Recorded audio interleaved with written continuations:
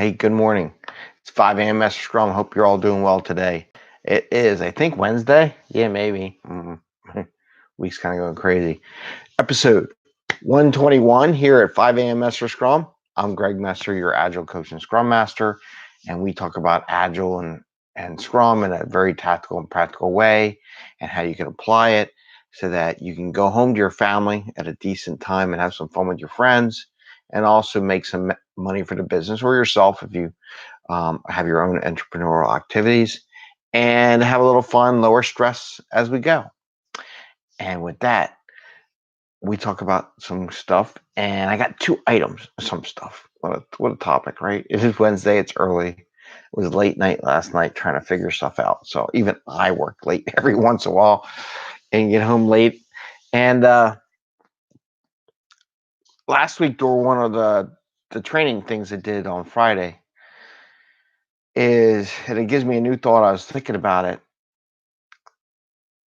We want to talk about two things. I'm going to talk about an elevator speech for why you're an Agile coach or Scrum Master and what you want to make Agile do. And then two, I want to talk about demos, right? So I might do the demo thing first just because it's shorter and just a very practical, tactical idea for teams that transform. The teams that are already demoing every day may not need this piece of advice, but the ones that are transforming and fighting it every day, why do we need the demo? Maybe they'll find it useful. So with that, it's 5 a.m. Mester Scrum. Please like and subscribe.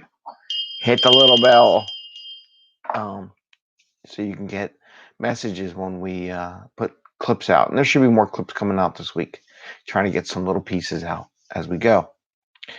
Anyway, demo or sprint review, if you like to call it. It's amazing how many people don't see value in it. I think it's just really a fear of getting feedback on what they do, or maybe they demo little pieces of it, but it was just maybe with just the customer or just small pieces. I really believe the demo is good for knowledge transferring, letting everybody see what's going on, what the whole organization, what the product's looking like, what it's shaping up to be. And it's not only a chance for the stakeholders to see that, but also the team. And what I really would like Scrum Masters and Agile coaches to do is really encourage the managers to actually see the demo, to see what the teams have produced.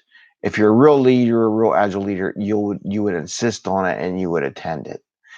That would be a challenge for leadership to say, hey, I'm looking for my demo. Where's your demo? I would like to sit in and see how the software is going and hear what you are seeing and hear what the stakeholders are saying with the product and the quality that's coming out, right? So a lot of times they just don't do it. They've never done it before. So what do? Do you demo the whole thing? That would be awesome. I don't know if you have enough time. Maybe you just, as an incentive to working with teams, is just say, hey, let's demo one or two stories. Not all the stories, just pick one or two that we can kind of go through the flow. And like we said before, maybe have somebody offshore do a video clip. Get them involved, right? All this is about people. I saw some things about a lot of people overseas losing their jobs, I guess in mid-management in some of the companies, Infosys, and there was another company just the other day that announced that they were going to lay off. You know, you got to get involved in all these activities. You have to get your teams pumping, and that's a great way to get pumping is attend those demos. The attitude I've seen in places where they had a demo and managers showed up, perked up the teams. We had demos and the managers, new managers who make the decisions did not show up, depressed the teams. So it can have a real negative impact. Now here's the kicker, right? So if you're a manager out there, do you not go to demos or not have demos because you're afraid because you don't show up that you're going to get a negative impact on the team? Is that a good reason not to do a demo? That's pretty sad, in my opinion. And I'm kind of truthful on this show a little bit. I do speak my mind. My recruiter says, I can see you hold your breath. And it says, yeah, There's times when I really want to say something and it's not, but really, truly, this is the responsibility of managers. Everybody in the managers ask me, what's my job? Go to the darn demo. Give feedback back to the teams. See the quality of work they do. Show it to everybody that you're interested in what you're doing. That is your role as a manager. You want to know what your job is, show an interest in what the team does. Don't always show up, kind of impress up. You have to impress down too. And it's not about you telling them and showing your technical prowess in what you do. It's about showing compassion and interest and genuine interest in the quality of work they do. So that's really cool. I'd love to learn how you did that, you know, or I like that functionality. Is this what and listen to what the customer has to say, what they wanted to do is really important. But to get their start, like I said, for the demos, for those people that just started, get them to do a story or two, 15, 20 minutes. Don't go a whole hour demo. If you can and you have that much work done, go for it. But just to get everybody, just to get a feel for, find a couple stories that kind of show an overall operation of the, or features, demonstrate one or two features. But you definitely got to do the demos. It's very important for the teams to start accelerating. Now with that, so that's what I want to talk about demos. It's just a pointed thing. It reminds me every day trying to get the managers where I work to go to the demos. And it ain't an easy thing. One would think it would be really easy, but when you go through transformation from the old waterfall days where they never saw anything for months and months to now we want you to go see something every 2 weeks, it's a mindset change, right? It's definitely different. Don't think it's not. And it's just easy peasy. It's amazing how hard people make it. And with that, I want to talk about a subject, and I think I'm going to do a couple episodes of this in different ways. The old-fashioned elevator pitch. There's a lot of books out there on how to write an elevator pitch.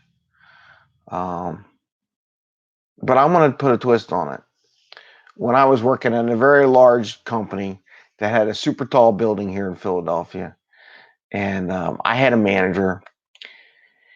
His big thing for his delivery managers was have your elevator pitch ready, literally 30-second elevator pitch. And the reason why, you never knew who was in the elevator. It might come up and talk to you and ask you what you're doing, and you need that 30-minute elevator pitch. And I thought about it, and you really need one for agile transformation. You really need one as a scrum master and an agile coach, so that when people ask you what you do, oh, I'm just the agile coach. Oh, I'm just trying to do transformation. That sucks, right? It's a terrible elevator pitch, and it even made me want to up my game because it was another one of those topics we talk about in the class that we do. But it just made me think I personally need my elevator pitch. How many times I hear that I don't know what agile coaches do. I don't know what agile coaches bring to the table. I don't know what scrum masters bring to the table. You having an elevator pitch on what you as a scrum master, what you as an agile coach will brings to the table or what your goals is really important, is really handy to have if you want to keep your job and keep that position and actually get everybody pumped.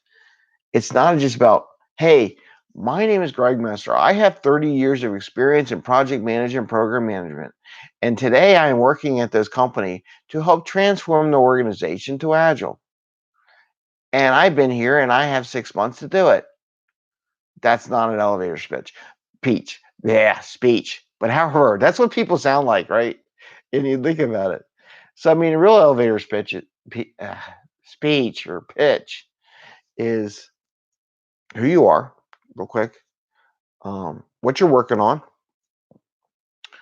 what's your next goals and upcoming activities, and what's your goal of your activity. Like I'm gonna say, hey, my name's Greg. And I got to work on mine. I'm gonna be honest with you. This is raw and on top. So I'm Greg Mester. I'm an agile coach. Came online to help the team double their productivity in 6 months. My current activity we're working on is we're just working to have demos every 2 weeks to show you and the managers what we're building so that you can rapidly give us feedback on it so we can make it quicker, faster, better, and make a better product for the customers. My biggest hurdles right now are getting managers to attend the demos. Any help you can give us in that would really appreciate it. And I think with these demos, we can increase, get 10% improvement just on demos alone, or just get an improvement in the factor of returns in over the next 6 months. Any help you can give would be great. I don't know. It's a shot, right? Um,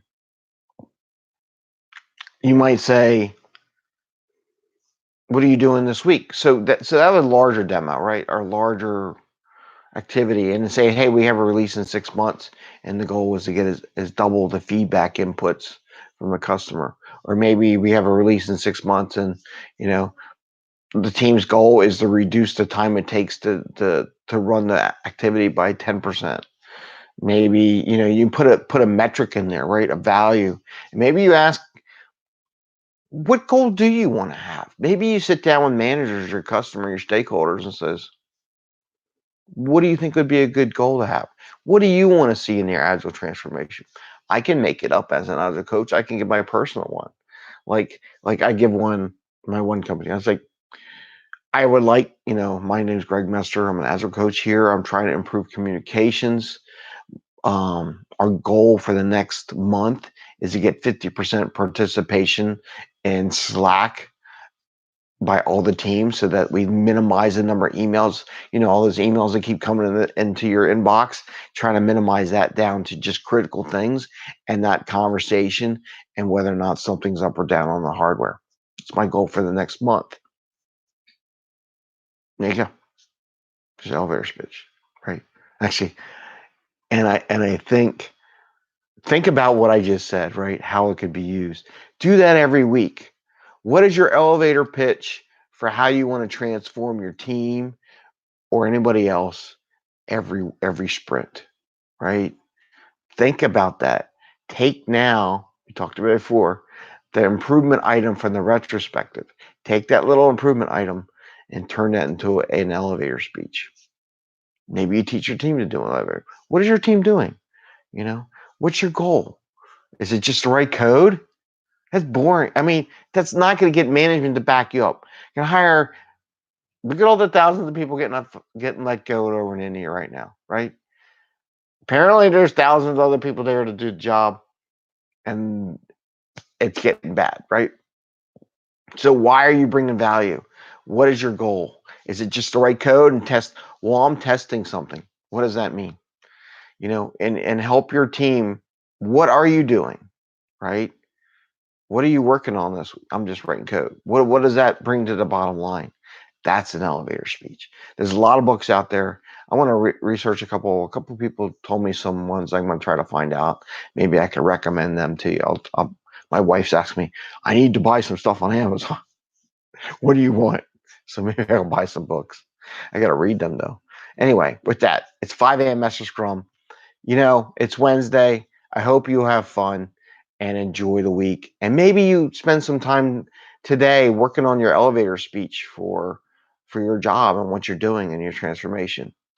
I really think this is something, and I really appreciate my old manager, my old director who told me about the elevator speech. And we did it all the time because seriously, you never knew who was in the elevator, literally. But I think that's something we need to do in Agile. I think that's something every Scrum Master and Agile coach needs to have an elevator speech. And it needs to change because I had 10, 15 projects. So depending on where I was on the project, it was working with the elevator speech. But work on your elevator speech today. Take some time, piece of paper, write your name, what you're working on, maybe from a business value, what's your next major event, a metric, and anything that's blocking you from getting that done. So maybe as you talk to that manager in the elevator speech, they can help you. I love this concept. I'm going to put a thing out on this one, but I love this one. Anyway, I don't know. I hope you love it. If you do, please ring the little bell. Give us some likes, give us some shares, give a little thumbs up, right? Anyway, with that, Happy scrumming. Enjoy your day. Hope your week goes well. Take care and bye.